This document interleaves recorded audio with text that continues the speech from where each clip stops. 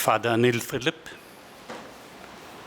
Jose, Mr. Mohandas, Shri, ladies and gentlemen, it gives me great pleasure to be here to talk about India at 75 with the Constitution and beyond. In a sense, before we look at India at 75 and its Constitution in its 75th year, it strikes me that we are looking at a century. We are looking at the 100th year of two philosophies which shaped the Constitution. One philosophy which believes in a glorious past. Its centenary is this year. The RSS was founded in September 1925, and this year will be its centenary. There are elements of what that glorious past looked like, which are to be found in our Constitution. But equally, there is another important centenary which comes from this land. This is also the 100th year of the Vaikom Satyagraha. And the message that went from that Satyagraha, the leaders that evolved from that Satyagraha, including E.V. Ramaswamy Naikar Periyar, their ideas also shaped the Constitution's drive towards equality of status and opportunity and of social justice. So, 75 years ago, when we wrote the Constitution, our forefathers brought forth upon a divided subcontinent a nation conceived as a continuation of an old civilization. India, that is Bharat. It was an idea whose pledge was being redeemed in a post-colonial world. Very few gave it much of a chance. In fact, a quote attributed to Winston Churchill warned, "If independence is granted to India, power will go to the hands of rascals, rogues and freebooters. All Indian leaders will be of low caliber and men of straw. They will have sweet tongues and silly hearts. They will fight among themselves for power, and India will be lost in political squabbles. A day would come when air and water would be taxed in India." I do not know whether if that quote was correctly attributed to Churchill, he had a vision of the current finance minister when he said that even air and water would be taxed. So far it hasn't gone there, but you must remember that Churchill warned us. Now, so in some senses, it's a wonder that we have lasted this long, 75 years. It's a wonder that our Constitution has lasted this long. At the same time that we were writing our Constitution, Sri Lanka brought in, Sri Lanka's Ceylon as it was called then, brought in the British constitutional expert, Sir Ivor Jennings, to write their Constitution. Ivor Jennings had criticized the Indian Constitution as just a continuation of the 1935 Government of India Act and predicted that it would not long last. Ivor Jennings' masterpiece in Sri Lanka lasted about a decade or less. And here we are at 75, still going on, and going on with a greater sense of public involvement and of public ownership of the Constitution. You see,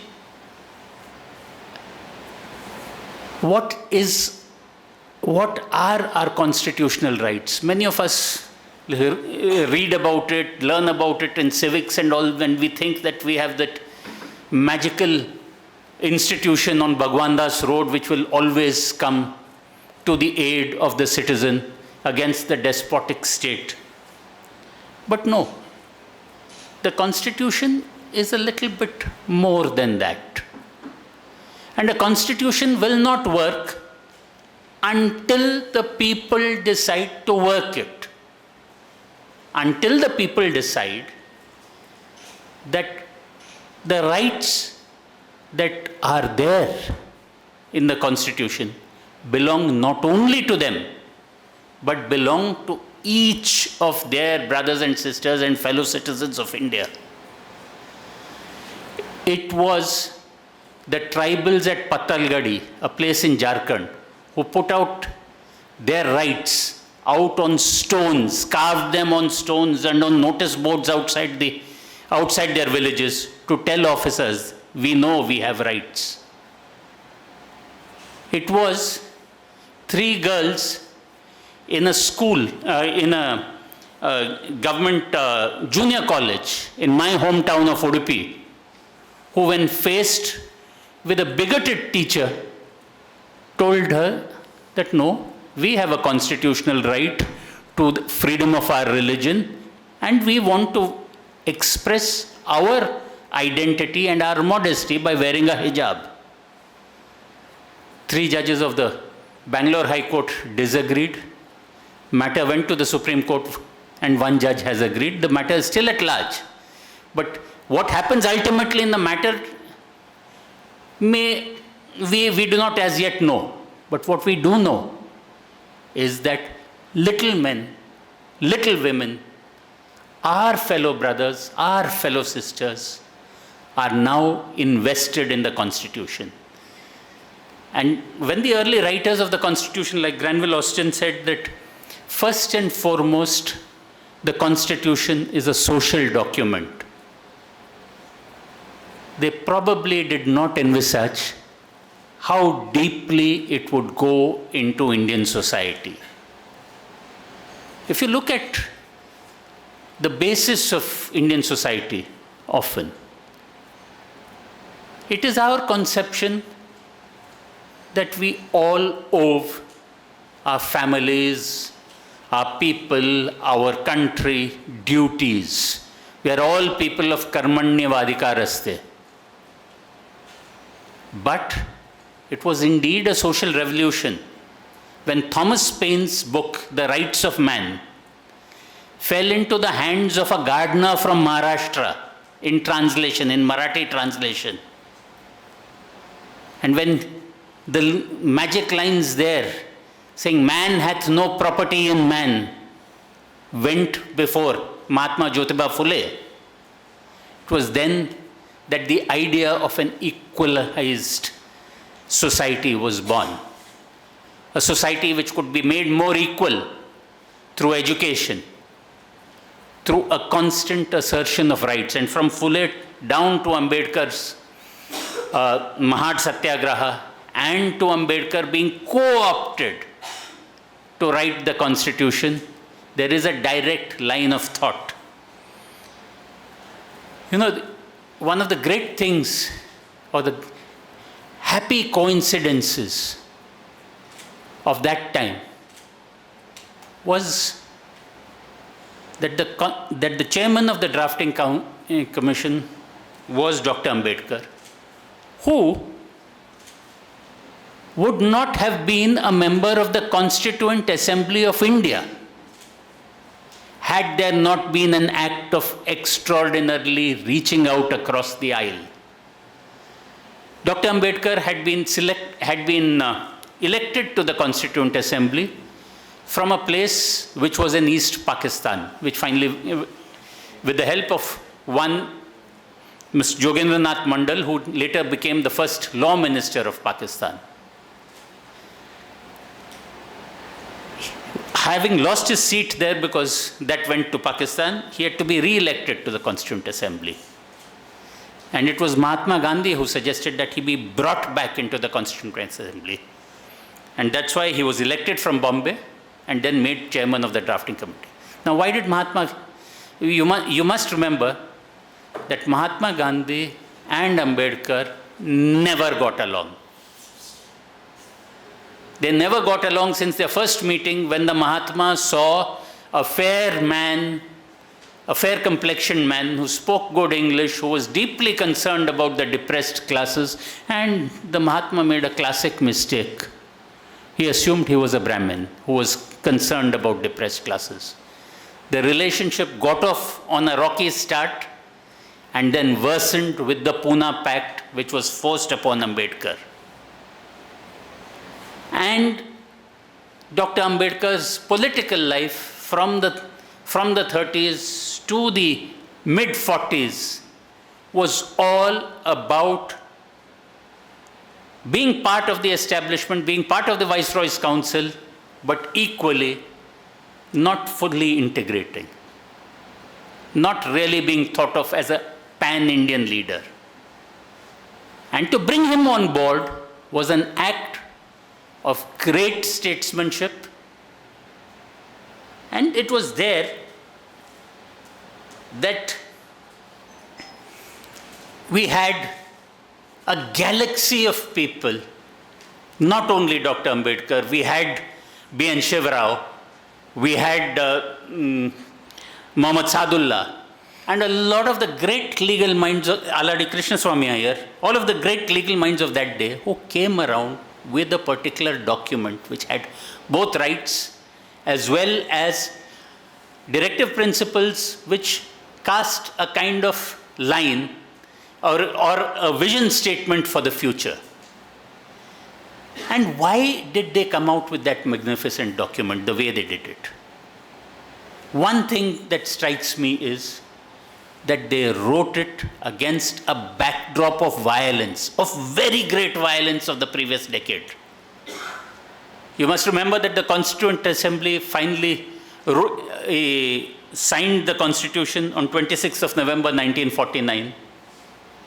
But please cast your mind to the violence of the previous decade. You had the World War. You had partition violence. You had the atom bomb. You had the Jewish Holocaust. You had the murder of the Mahatma.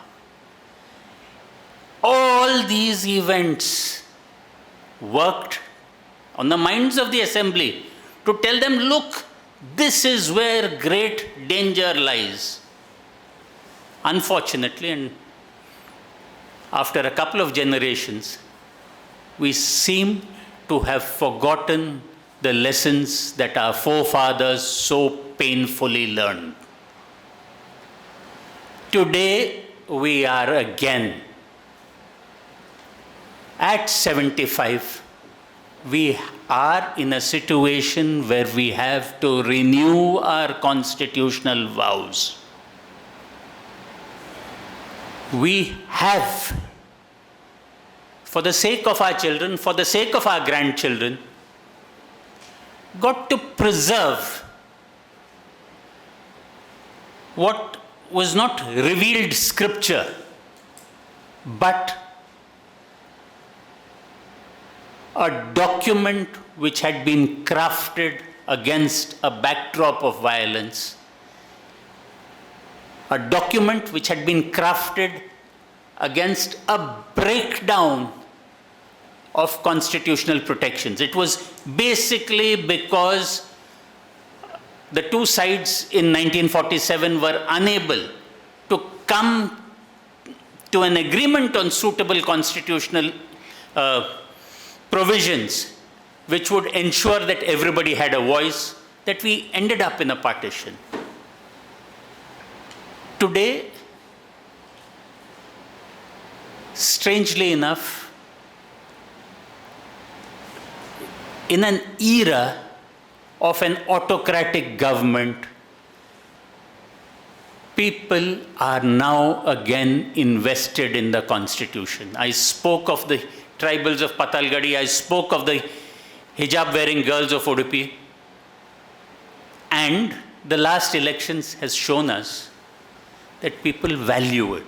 The thought that the Constitution and its protections can be hollowed out, the cry that Samvidhan khatre mein hai, has to a certain extent worked. But it is not enough to cry that खतरे में है.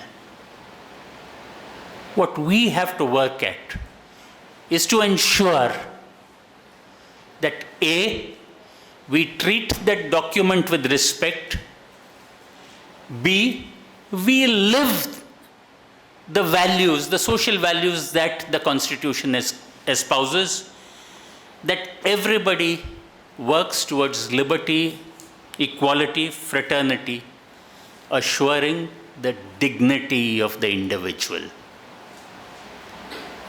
When we ensure that each individual citizen of India is assured his dignity, is assured of economic justice, of a full stomach, a roof over his head, and the freedom from fear of violence, of arbitrary arrest, that there are institutions and people who are designed to protect these values, that is when we will have a people's constitution which we are both owners of and masters of.